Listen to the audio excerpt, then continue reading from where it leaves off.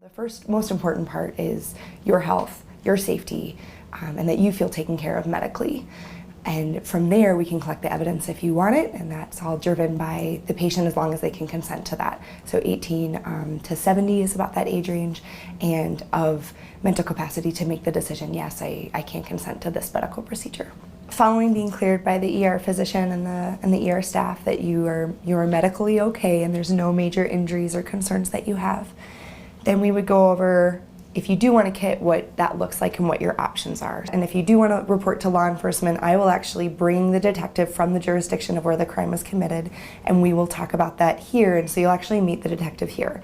They usually will just ask some basic questions to start, unless you want to give a full report at that time too.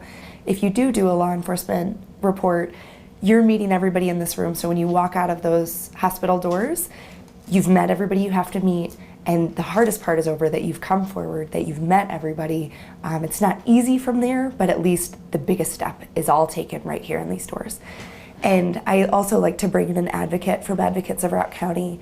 A victim advocate will sit with the patient at the bed and just really be an advocate for them. We can stop to get tea, they can stop and have a cup of water, they can eat. I want it to be comfortable and I want it to be easy because I know it's not an easy process. So from that point forward then, we would have to go through, I think this is the hardest part for everyone, is the actual telling of the story and what happened to your body and what brought you to the hospital.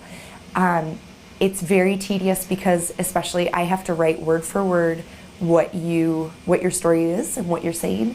I type pretty quick, but it sometimes takes me a little bit. I have to stop. And so as you're telling me and recounting this moment, it does take a little while.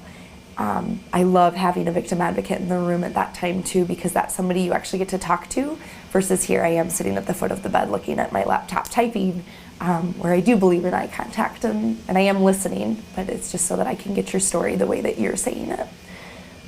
We then go through the sex assault incident form, and this just talks about kind of where there might actually be any kind of assault, penetration, DNA evidence. So this will go with the kit, so they're not always getting my medical records at the CBI, but they are getting this. So after you're finished with your story, we're going to then go over this.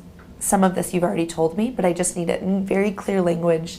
You know, I use the words like vagina or penis or anus. You know, we talk about oral penetration versus penile penetration, and I think it's just really important that I have that plain language, and I know that's really uncomfortable. That's not what our culture is used to, but I want to make sure that I'm understanding fully what happened to your body, and then if this does go forward to the court and to a jury, they understand fully in plain language.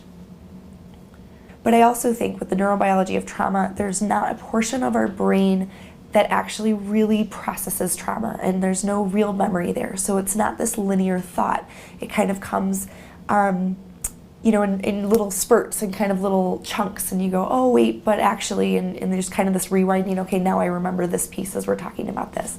So part of it is that, but the most important thing is I want to make sure that you are safe.